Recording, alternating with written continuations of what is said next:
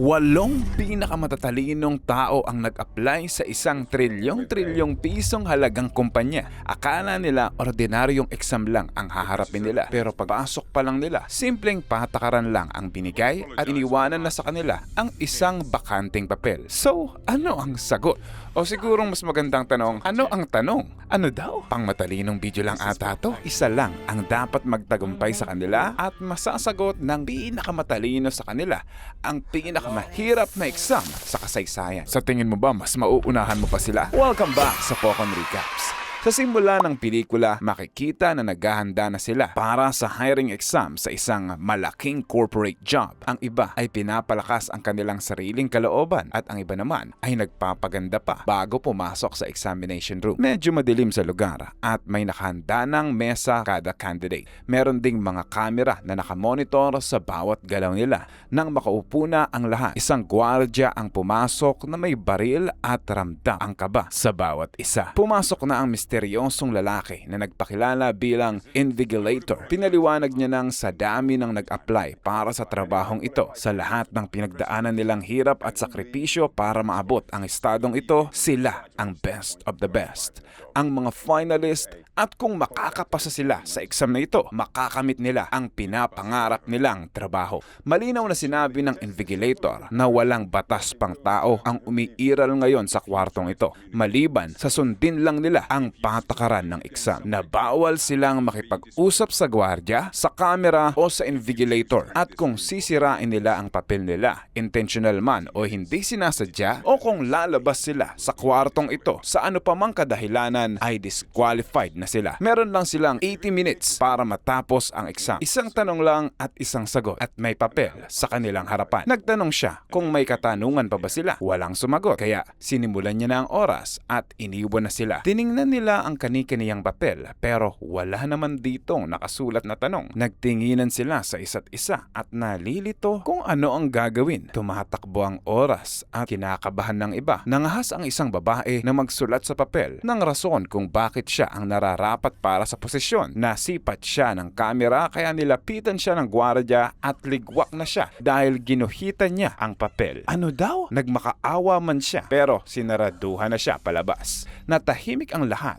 pero isang lalaki ang nagsalita na ang batas lang naman daw ay hindi sila pwedeng makipag-usap sa gwardya at Invigilator pero pwede silang makipag-usap sa isa't isa. Kinukumbinsin niya sila na magtulungan sila para malaman kung ano ang tanong at masagot nila. Naguguluhan sila at nagtatalo kung paano ba talaga sila makakapasa dahil hindi ito tulad sa mga tipikal na exam. Sa gitna ng usapan, hindi man lang kumikibo o nagsasalita ang isang lalaki sa unahan. Naisip nilang gumawa ng mga alias para sa isa't isa para maprotektahan ang pagkakakilanlan nila. Tinawag nilang bingi ang ayaw magsalita. Ang mga lalaki ay si black, brown at white ayon sa kani-kaniyang kulay at sa mga babae ay blonde, brunette at dark ayon sa kanilang buhok. Nangahas si White na tumayo dahil wala naman daw sinabing bawal. Sa mangha nila, wala ngang ginawa ang guard. Ibig sabihin, malaya silang gumalaw sa kwarto. Duda ni Brunette na nakasulat ang tanong gamit ang invisible ink pero hindi lang nila alam kung paano ito makikita. Tumayo na siya at nilapit ito sa ilaw pero wala din siyang maaninag. Hinikayat niya ang iba na tingnan din ang mga papel nila. Ginawa din ng lahat maliban kay Bingi dahil hindi siya kumikibo kaya si White na lang ang tumingin para sa kanya. Wala pa rin. Naisip ni Black na baka makita ito sa UV rays. Naghanap sila sa paligid ng switch o kontador para magbukas ng ibang ilaw. Wala silang makita kaya sinilip nila ang mga ilaw mismo. Nakita ni Blonde ang emergency light pero dahil walang switch, kailangan nilang basagin ang lahat ng mga ilaw para gumana ito. Tumanggi na si Brown sa ideyang ito dahil ayaw niya nang madamay. Nagbotohan sila at pumayag ang karamihan. Binasag na nila ang lahat ng ilaw sa paligid at pagkatapos ng dilim, nagliwanag ang asul na emergency light. Agad nilang tinapat ang mga papel nila para tingnan kung may natatagong nakasulat maliban kay Bingi. Pero bigo na naman sila. Naisip nilang tuklapin pa ang nakatakip sa ilaw. Maaaring infrared ang makakakita sa tanong sa papel. Ginamit nila ang mga takong pantuklap na siyang maglalantad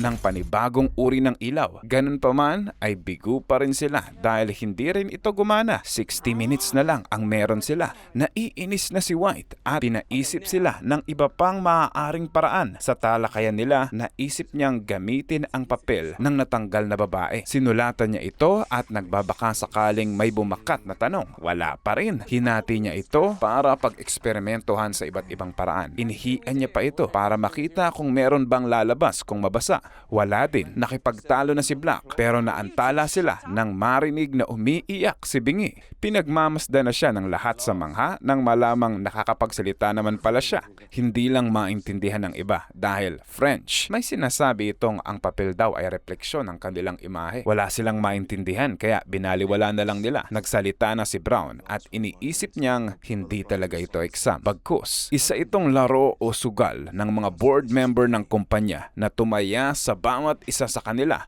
para malaman kung sino ang matitira at tatagal.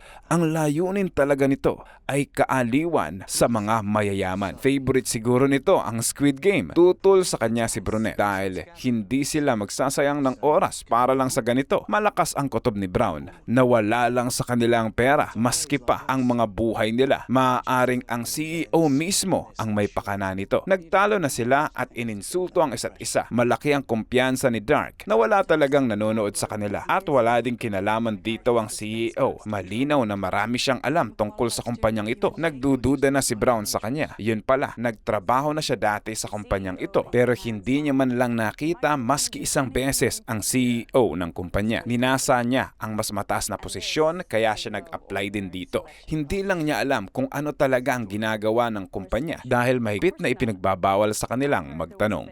Ang alam niya lang, ang kumpanyang ina-applyan nila ay isang sikat na $1 trillion pharmaceutical company. Ilang taon ang nakalipas, isang pandemya ang kumalat sa buong mundo at sila ang unang nakatuklas ng lunas. Sa kasalukuyan, kumikita ang kumpanyang ito ng trilyon-trilyon kada taon dahil yon sa galing ng kanilang CEO. Duda ni Black, malamang nahanap na din nila ang lunas ng bagong nakamamatay na virus ngayon na pumapatay ng milyong tao sa buong mundo. Biglang naging interesado dito si Brunette kaya pinagdudahan siya ni White na baka infected din siya ng virus kaya siya naging interesado. Nagtalo sila at sinabing ang mga hindi lang nakasubscribe ang mamamatay sa virus. Pero tumatakbo na ang oras kaya napilitan na silang lapitan ng gwardya, kinapa ang bulsa at nakakuha ng lighter. Naisip niyang i-trigger ang fire alarm dahil maaaring ang tubig sa sprinkler ang magpapalabas ng sulat sa papel. Umakyat siya sa mesa pero hindi niya abot ang alarm. Binigyan siya ni White ng papel para sunugin at maabot ang alarm. Lumabas ang tubig. Tumabi ang iba at binasa ng ilan ng kanilang papel pero wala pa ding lumabas. Biglang lumapit sa kanila ang guard at nang tingnan ni Brunette ang sinunog niya, papel niya pala. Trinaydor siya ng bugoy na ito. Kinaladkad siya ng gwardya palabas habang iniinsulto niya si White. Nagalit ang iba sa ginawa niya at sa pagtatalo. Nasabi nila ang salitang lights out. Biglang dumilim. Napagtanto nilang voice-activated pala ang ilaw. Kailangan nilang maging maingat sa pagsasalita. Umiyak na naman si Bingi. Napupuno na din sa kanya si White kaya pinakain niya sa kanya ang sariling papel. Kawawang nilalang. Wala na nga siyang ambag hanggang sa naligwak na lang. Ngayon, 5 na lang ang natitira. Nayayamot na sila sa masamang asal ni White. Pero sinabi pa nga nitong, dapat nga, pasalamatan niyo pa ako dahil mas malaki na ang tsansa niyong makapasa. At sa ngayon, nalaman ko na ang tanong. Pero bakit ko naman sasabihin sa inyo? Baka manalo pa kayo. Nagalit si Black sa kanya at sinapak. Ayon, tulog bagsak. Ginapos siya sa upuan at binusalan. Pero kalaunan, nagkamalay na din siya. Sinabi niyang kailangan niyang uminom ng gamot. Infected din pala siya ng virus at kailangan niya ng gamot kada oras para lang mabuhay. Kinapa nila ang bulsa niya pero wala naman. Duda ng grupo na baka ginagawa niya lang to para makatakas. Nangako si White na sasabihin na sa kanila ang tanong kung papakawalan siya, pero nawalan na ulit siya ng malay at nanginginig na. Ito pala talaga ang epekto ng virus. Ibig sabihin, totoo ang sinasabi niya. Hinanap nila ang gamot pero hindi nila makita. 15 minutes na lang din ang natitira. Kinapaan nila ang isa't isa. Duda na si Dark kay Brown kaya kinapa niya ang ilalim ng lamesa at nakita niya doon ang gamot. Sinubukan niyang ipalunok ito kay White pero pinigilan siya ni Brown kaya nahulog patuloy ito sa kanal. Nagtulong-tulong sila na pulutin ito pero sobrang nag-aalala na si Dark kaya nakiusap siya sa camera na iligtas ang nag-aagaw buhay pero dahil nakipag-usap siya, disqualified na siya. Ginamit ni Blonde ang ipit para madukot ang gamot na siyang nagligtas sa buhay ni White. Kinalagan na rin siya at nang makabalik ang kanyang lakas. Tinatanong na siya ng lahat kung ano ang tanong tulad ng ipinangako niya. Binunyag niyang wala talagang tanong simulat sa pool. Naghahanap sila ng tanong kanina pa pero hinala niya. Ang tanong ay kung sino sa kanila ang magtatagumpay at ang matitira ay siyang sagot. Bago pa umakto ang iba ay tumakbo na siya para kunin ang baril ng gwardya pero pinatumba siya ni Black at kinuha ang baril at binaril siya. Pero hindi gumana, nag-agawan na sila ng baril kaya sinaksak siya ng lapis ni White. Nang gamitin niya ang baril ay napansin niyang may fingerprint recognition pala ito. Kaya ginamit niya ang kamay ng gwardiya para takutin sila. Pinapalabas niya na silang lahat para siya na ang tanghaling panalo. Hindi na lumaban pa si Brown at kusa nang umalis. Sinenyasan ni Blonde si Black saka naglakad. Pero bago siya makalabas, sumigaw siya ng lights out! Dumilim ang kwarto kaya nakataka si Black pero nagpaputok pa rin si White sa dilim. Pakabalik ng ilaw, bagsak na si Black at may tama na pala sa dibdib. Napansin pa ni White ang paa ni Blonde at hindi pa siya umaalis. Papatulan na sana niya ang babae pero tapos na rin naman ang oras kaya nakipag-usap na siya sa camera dahil alam niya na siya ang tatanghaling panalo. Kaso nilapitan siya ng gwardya at pinakitang may natitira pa palang 20 seconds at ngayon, ligwak na siya. Aray ko! Kinalikot pala ni Bingi ang oras kanina habang abala sila at ngayon, si Blonde na lang ang natitira. Bigla niyang naalala ang ginawa ni Bingi kanina sa salamin. Ginamit niya rin ito para tingnan din ang papel at yun nga, nakita niya ang sulat na question number 1. So ano ibig sabihin nun? Ang matalino ang magko-comment sa ibaba. Sa gulat niya, bumalik si Bingi sa kwarto na ibig sabihin siya pala ang CEO ng kumpanya na sumama lang para pagmatsyagan sila. Si Blonde na ang nanalo para sa posisyon pero lumapit na siya sa kanila at sinabing hindi niya daw ito tatanggap. Ha?